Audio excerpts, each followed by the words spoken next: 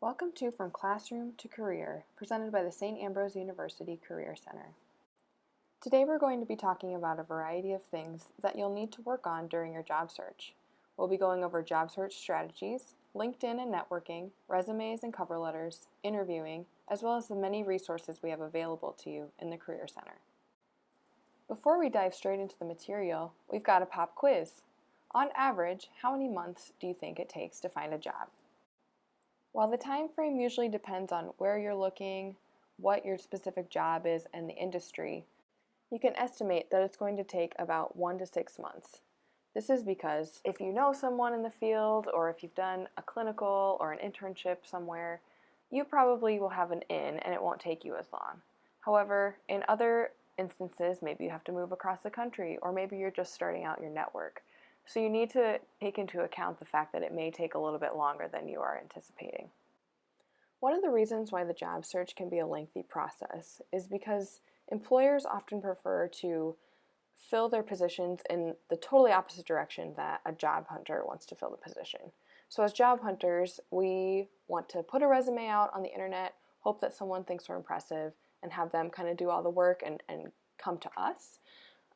Whereas an employer wants to fill a position with people that they already know and come to us as a last resort.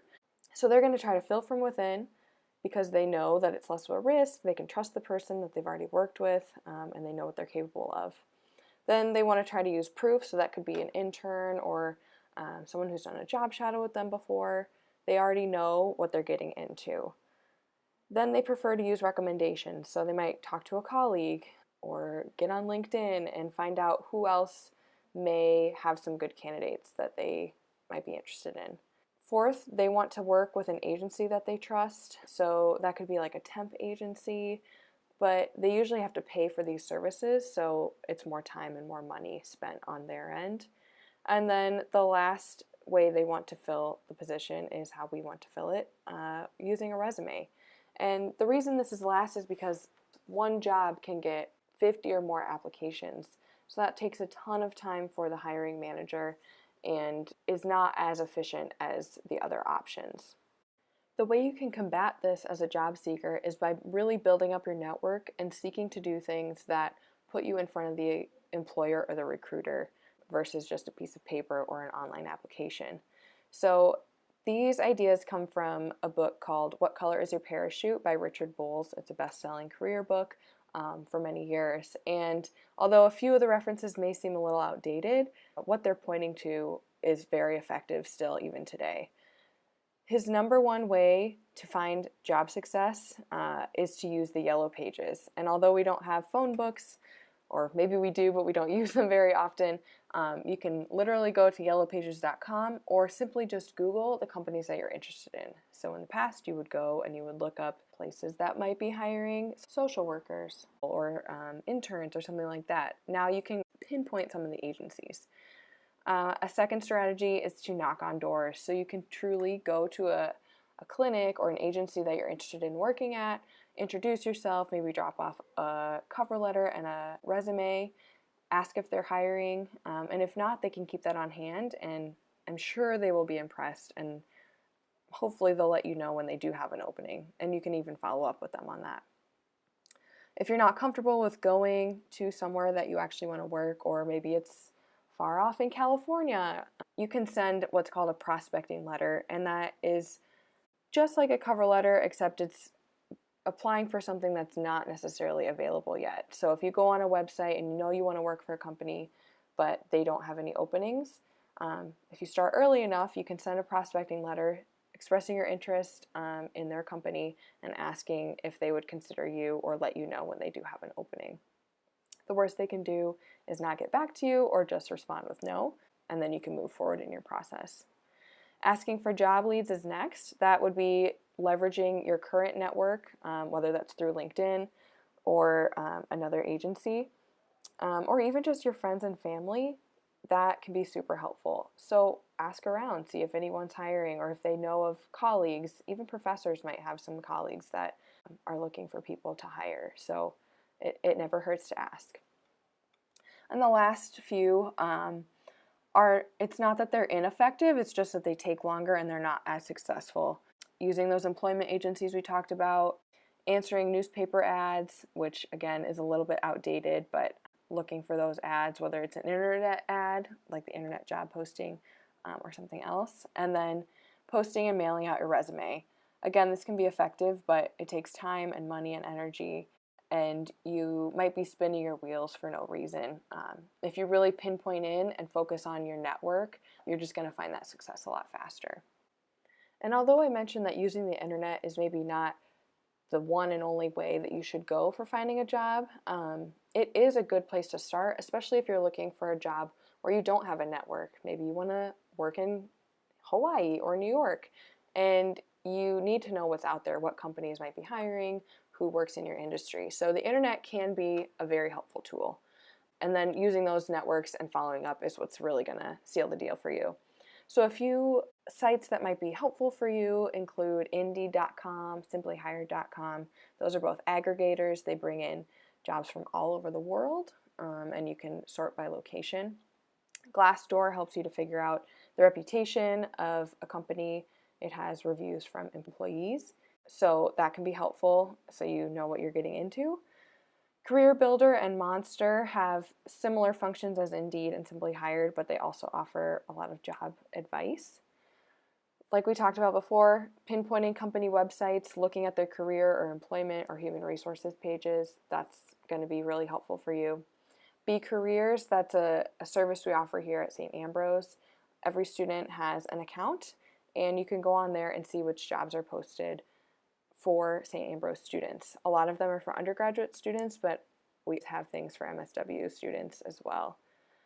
Buzzfile.com is a great place, especially if you're not sure where to even start. You can sort by your major and then by your state in terms of companies and find what you're looking for through that. It gives you a direct link to the website, so it can be a good starting point.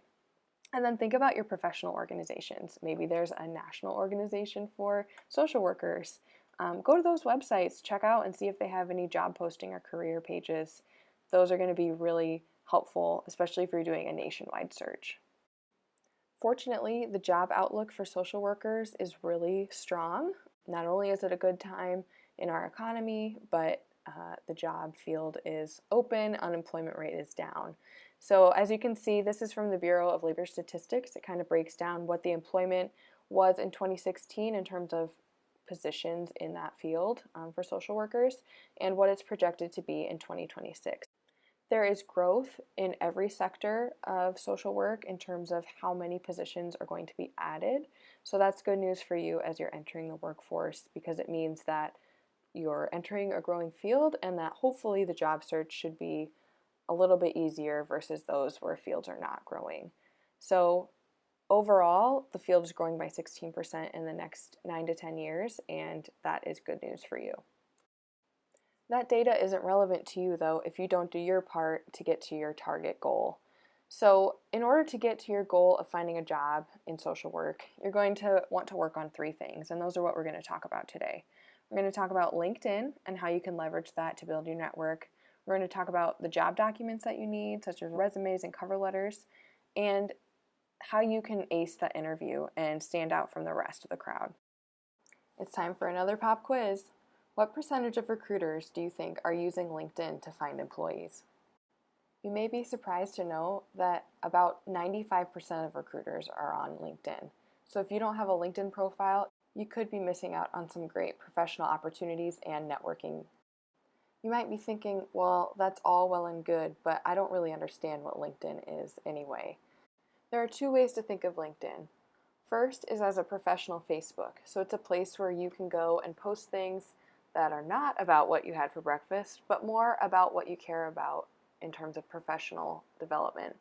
These could be articles that you've read or articles that you've written, job updates for yourself, anything that you think is professional and should be shared, go ahead and share it. It's also your online resume. You can upload your actual resume as a document, but you also fill in information to show an employer what you've done and who you are, and to make it easy for them to access that information. If you're interested in learning more about how LinkedIn can help you with your networking goals, go to the link on the screen to watch a short informational video. There are many ways to network beyond LinkedIn as well. A great resource that we have available to you is called the Be Connection.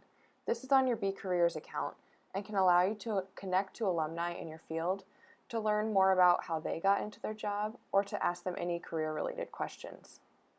Also, following the 80-20 rule in any sort of networking situation can be helpful. This means that you should be listening 80% of the time and talking 20% of the time. People like to talk about themselves, so ask lots of questions. Also, be sure to dress for success. No matter where you go, if there's going to be a networking opportunity, make sure that you look professional. Always ask questions, kind of goes along with the 80-20 rule. Remember names. Use things that can help you remember people's names. Write it down after you speak to them, or repeat it to yourself after you talk to them. Maybe write something like a unique fact on a business card after you meet someone at a networking event. That can really help you in the long run. Meet new people at these events, so don't go with your friends and just stick with your friends and only talk to the employers that you know. Go and expand your horizons and get to know about new opportunities. And then, of course, ask about potential opportunities. So it's great to talk to people and get to know them, but also make sure you're asking about those professional development or professional employment opportunities.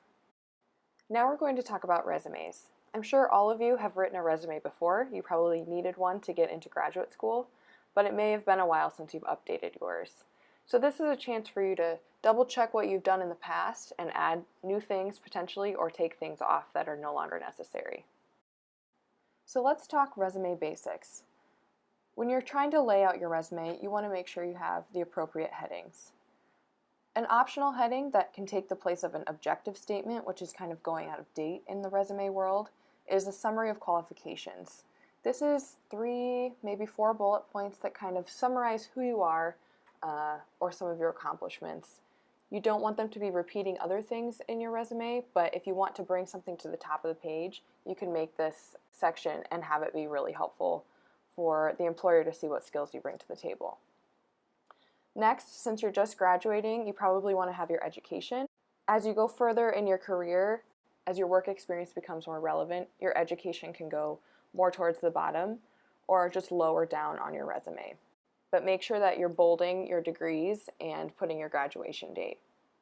You may have licensures that you want to add, any relevant experience. This could be social work related experience, any experience related to your major. And then other work experience that you have, so maybe you were a waiter or a lifeguard. If you want to include those things, if you believe that you gained relevant transferable skills to your job, go ahead and do that. But the key is making sure that it's relevant. So we all know that a waiter brings food to a table, right? That may not be super relevant to the kind of career you're trying to go into. But if you talk about customer service or collaborating with a team, that can be more relevant. We typically say go back about 10 years. Unless you have very relevant experience from farther back, then feel free to add that on if it fits. Any certifications or trainings that you've done, organizations or activities, these can be relevant or not.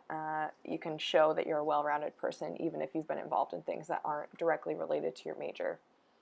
And any technical skills. So we may think that it's not super important to put that we know how to use Microsoft Office or Google Docs.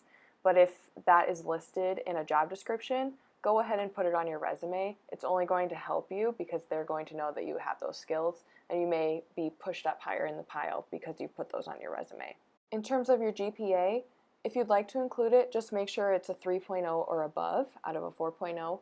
This is because a resume is a competitive document. It's not that if you have below a 3 point, you've done a bad job or you've failed, but if you're going up against someone with very similar qualifications and you have a 2.9 and they have a 3.1, they're probably going to pick the person with a 3.1. So give yourself more of a chance. Put it on there if it's above 3 point. Otherwise, just leave it off altogether and get farther in the process. Then the meat and bones of your resume are your bullet points. So you want to start your bullet points with an action verb and never use personal words like me or we or I did this. Start with that action verb. Coordinated this program. Developed these staff members. That's going to be more helpful to you. You want to write everything in each section in reverse chronological order. So that just means within every section, under every heading, make sure that it's from most recent to least recent. You should have about 3 to 5 bullet points, no more than 5 per section or per job or per role. Try to incorporate the key words or the key skills that are listed in the job description. Again, this is going to help you when employers are looking at your resume. It's going to make it easier to find what they're looking for. Use bold to highlight anything that you want to stand out. Write out any abbreviations. Don't assume that the reader knows what you're talking about when you're talking about an organization that you've been involved in or a skill that you have or a certification that you have. And be as specific as possible. We're going to talk about this more, but as you become more specific in your resume, that helps you to stand out. If you're vague, you're going to look like everybody else. Diving a little bit deeper into writing good bullet points, there are 3 different things that you can do to make those bullet points stand out and to be specific. First of all, be concise. Really think about the message you're trying to send and don't get bogged down by a lot of words. Don't create a paragraph.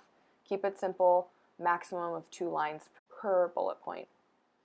Next, quantify whenever possible. If you've worked with 3 clients or 25 clients, put that on your resume. It will help to show the employer the value that you bring to them and will help you stand out from the other candidates. Finally, focus on the results. If you're putting something on your resume and you ask yourself, so what? Why does the employer care about this? And there's not a good answer for that, then maybe it's not relevant. So always go back and read and make sure that what you're putting on there is results oriented, shows achievement, and that it can really help sell you and what you can do for their company. So, which do you believe is more impactful in the examples below? First, effectively facilitate 15 to 20 individual and group therapy sessions per week with children grades K through 5, or facilitate therapy sessions with children. The correct answer is number 1. Effectively facilitate 15 to 20 individual and group therapy sessions per week with children grades K through 5. The reason this is the most impactful, although it is on 2 lines, maybe it isn't as concise as the other one, is because I know how many individual and group therapy sessions were facilitated. I know the grades that were used. That tells me more about your abilities and your experiences than just the second one does with facilitating therapy sessions. So you should always try to follow these tips for writing good bullet points in order to make your resume the strongest that it can be.